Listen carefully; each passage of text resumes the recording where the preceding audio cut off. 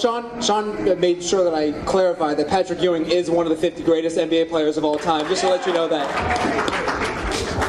But I'm Phil, and Jeff and I have known each other since we were about 3.5 years old.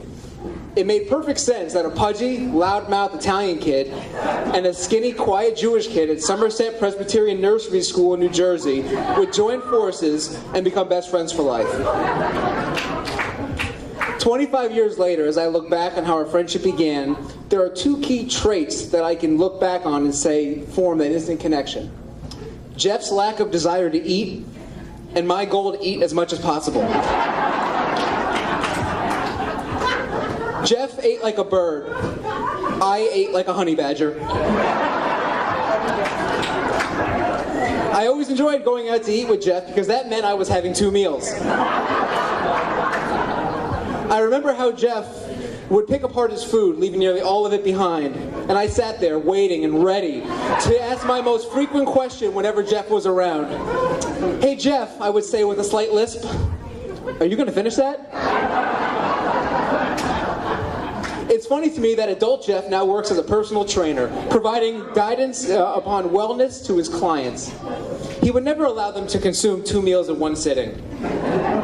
Yet 4-year-old Jeff allowed me to polish off his food without even the slightest concern as to what those excessive calories, fats, or sugars were doing to my already husky frame.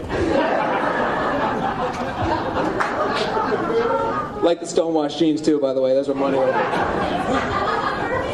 Had Jeff continued down that path of food enabling, his name on Twitter wouldn't be @JeffTrainsyou, but instead @JeffMakesYouFat. Thankfully, he eventually grew out of his eating phase, and I was reduced to only consuming 1 meal at a time. And some 20 years later, I want to thank you for now being a positive influence on me in terms of my workout and eating habits. Or so I thought. A few weeks back, Jeff and I went out to one Saturday night, watch Florida State get beat by Oklahoma while Miami blew out Ohio State. The next morning, we decided to go get some bagels from Panera. As the woman at the counter took our order, Jeff turned to me and said, "How many bagels do you want?" I thought about it for a second. With a quizzical look on my face, I turned to him and said what anybody else would, 1? Jeff then proceeded to order 2 bagels for himself. One, I think, was a cinnamon French toast bagel. As we waited for our order, all I could do was laugh and think, what would 4-year-old Phil say right now? Hold on, more pictures, hold on. Sorry.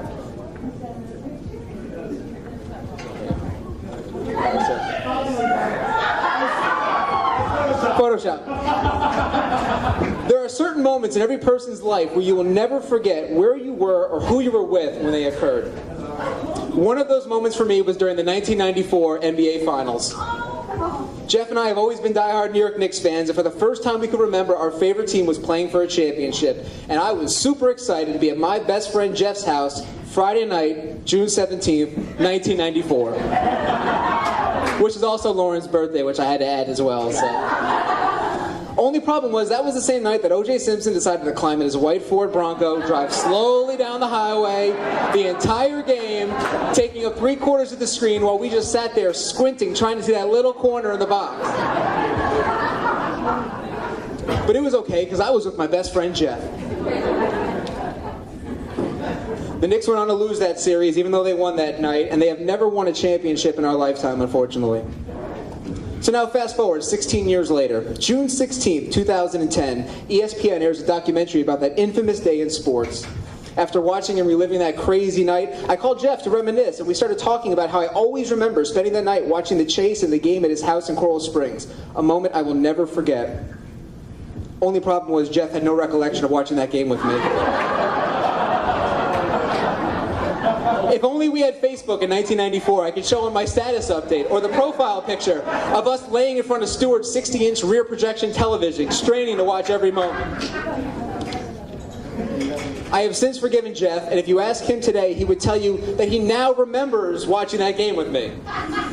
I know he doesn't, but that's what best friends do. They lie to each other to not hurt the other's feelings.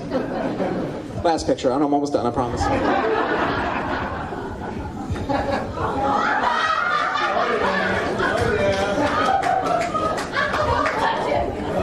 It has been said that true love is your soul's recognition of its counterpart in another. Thankfully, Jeff was lucky enough to find that counterpoint in Stephanie. Someone who you may say completes him, who has everything that he doesn't. Someone who is attractive, funny, polite, not afraid of theme park mascots. Someone who uses other people's silverware instead of bringing their own to dinner. Stephanie is everything Jeff wishes he could be and more. But in all seriousness, I couldn't be happier for you both. Today marks the first day of the rest of your lives, and I'm honored to share it with you. Jeff is certainly a lucky man to have found someone like you, Stephanie, to share his life with. In a few months, Lauren and I will welcome our first child into this world. Thank you. And I can only hope that he or she will be as lucky as I am to grow up with a best friend for life like I did with you, Jeff. So let's please raise our glasses to Jeff and Stephanie.